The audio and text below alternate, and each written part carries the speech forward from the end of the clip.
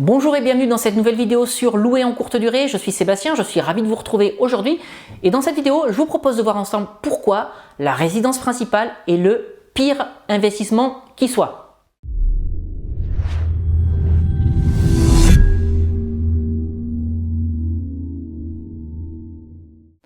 Alors avant que je vous explique justement pourquoi cette résidence principale est un très mauvais investissement immobilier, avant que je vous explique même comment il est possible d'être logé gratuitement si on n'est pas propriétaire de sa résidence principale, si vous ne l'avez pas encore fait, je vous invite à télécharger les deux e-books que j'ai rédigés, Convaincre la banque, mode d'emploi et doubler son salaire avec la location courte durée. Vous retrouvez les liens de téléchargement de ces deux e-books sur le petit i qui apparaît en haut à droite de cette fenêtre, ou sinon vous avez les liens d'accès aux pages de téléchargement de ces deux e-books dans la description qui se trouve juste en dessous de cette vidéo.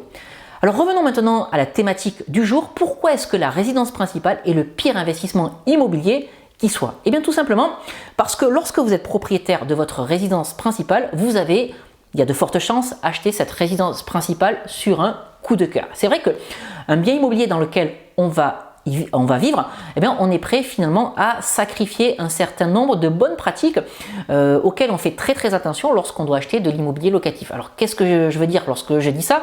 Je veux dire qu'on va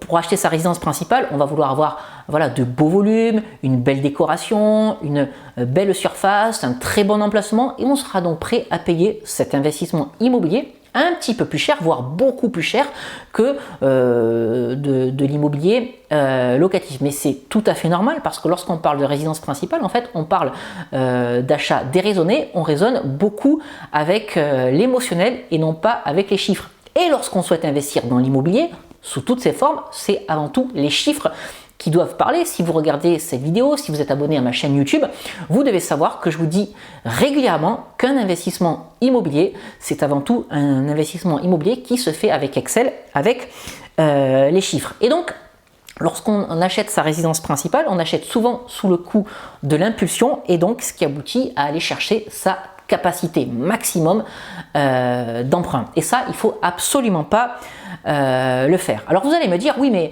acheter sa résidence principale, c'est être certain d'avoir un toit sur la tête. Alors je suis tout à fait d'accord avec vous. Maintenant je vais vous expliquer comment il est possible d'avoir un toit sur la tête si on n'est pas propriétaire de sa résidence principale. Et pour ça, on va parler de la capacité d'emprunt. Je viens de vous dire à l'instant que lorsqu'on souhaitait acheter sa résidence principale, c'était un achat sous le coup de l'émotion, donc on allait chercher le maximum de sa capacité d'emprunt pour être certain d'avoir un chez-soi, entre guillemets, parfait. Eh bien, lorsque vous achetez votre résidence principale, vous allez chercher votre capacité d'emprunt maximum, la plupart du temps, et en face de l'emprunt que vous allez souscrire, en face de votre mensualité de prêt, il y aura zéro revenu locatif en face. Et en plus, cette résidence principale, elle va nécessiter de l'entretien, il va falloir entretenir les volets, il va falloir réparer le portail lorsqu'il va tomber en panne, il va falloir poncer les volets, il va falloir entretenir et faire réparer la climatisation lorsqu'il y aura des problèmes, etc., etc. Et en plus, il y aura une taxe foncière à financer chaque mois, donc chaque année, pardon. Donc vous voyez que cette résidence principale, elle a un coût d'entretien et c'est ce qui fait que en plus d'aller chercher cette capacité maximum d'emprunt, cette résidence va vous coûter parce que capacité d'emprunt maximum plus d'énormes charges de fonctionnement fait que c'est pas forcément une opération immobilière rentable. En plus, comme je le disais, il y a zéro revenu locatif en face. Et ça, c'est à la différence d'un investissement immobilier locatif qu'on achète rarement, ou en tout cas que je vous déconseille d'acheter sur un coup de cœur. D'ailleurs, sur de l'investissement immobilier locatif, il faut absolument aller chercher les biens immobiliers avec travaux pour faire de la défiscalisation, pour acheter moins cher que le prix du marché, etc., etc. Mais la différence de l'immobilier locatif par rapport à la résidence principale, c'est qu'en face, vous allez avoir un loyer. Et c'est ça qui fait toute la différence. C'est pas une perte sèche tous les mois. Non, en face du crédit immobilier, vous allez avoir un loyer. Et du coup, votre capacité d'emprunt, elle va être plus faiblement touchée, voire elle ne sera pas touchée du tout si vous respectez la règle des 70%.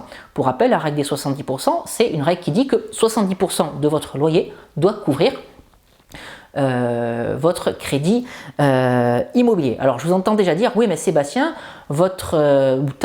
ton investissement locatif, il a aussi besoin d'entretien, de plomberie, de changement de la climatisation, il y a également une taxe foncière, etc. etc. Oui, c'est vrai, il y a aussi des charges sur un investissement locatif. Mais par contre, sur un investissement locatif, c'est le locataire ou les locataires qui vont payer les charges de fonctionnement de cet investissement immobilier. Donc le loyer va non seulement couvrir toutes les charges, mais si vous avez fait les choses correctement, il va également vous rester un excédent, donc pour pallier aux frais d'entretien lorsqu'il faudra faire de l'entretien. Et en multipliant les investissements immobiliers locatifs comme ça, vous allez pouvoir vous créer une trésorerie, un excédent tous les mois, et cet excédent, vous allez pouvoir l'utiliser pour financer tout parti de votre résidence principale à la location. Voilà, ce sont vos investissements immobiliers locatifs qui peuvent financer votre résidence principale à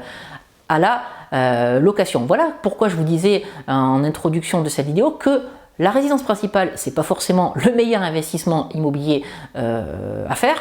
Loin de là, alors que l'immobilier locatif, c'est plutôt de l'investissement immobilier rentable parce que lui va vous ramener de l'argent tous les mois et va contribuer au financement de votre résidence principale. Un autre avantage en fait de ne pas être propriétaire de sa résidence principale, c'est que vous avez une plus grande liberté. Si jamais vous devez déménager ou si vous souhaitez déménager régulièrement, pourquoi pas, si vous avez un esprit un peu voyageur, ben vous pourrez le faire plus librement parce que vous n'aurez pas besoin de mettre votre résidence principale en vente, de faire des visites, de repasser devant le notaire, etc. etc. Non, c'est beaucoup plus simple, vous rompez votre bail et vous déménagez tout simplement. Voilà donc un autre avantage de cette résidence principale. Alors bien entendu, tout ce que je viens de vous dire dans cette vidéo, ça va dépendre des profils. Il y a des personnes qui souhaitent, voilà, qui n'ont pas une âme d'investisseur, qui préfèrent être propriétaires de la résidence principale, mais je rencontre également énormément de personnes qui sont bloquées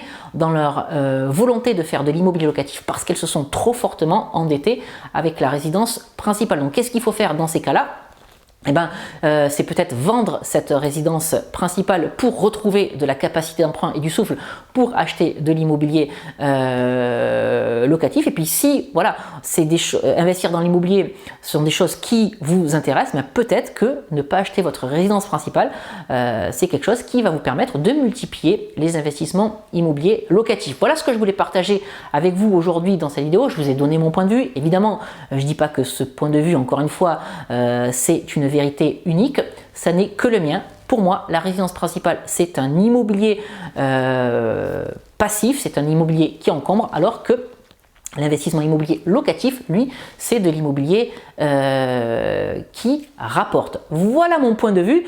N'hésitez pas à m'indiquer dans les commentaires en dessous de cette vidéo si vous êtes d'accord avec moi. Est-ce que vous pensez que la résidence principale, c'est de l'immobilier voilà, qui embête plutôt qu'autre chose, ou au contraire si vous avez acheté votre résidence principale et si vous pensez que vous êtes complètement à l'opposé de moi dans votre philosophie de pensée. Votre avis m'intéresse, laissez vos commentaires, j'y répondrai, tout le monde y répondra, ça nous permettra d'échanger sur le sujet.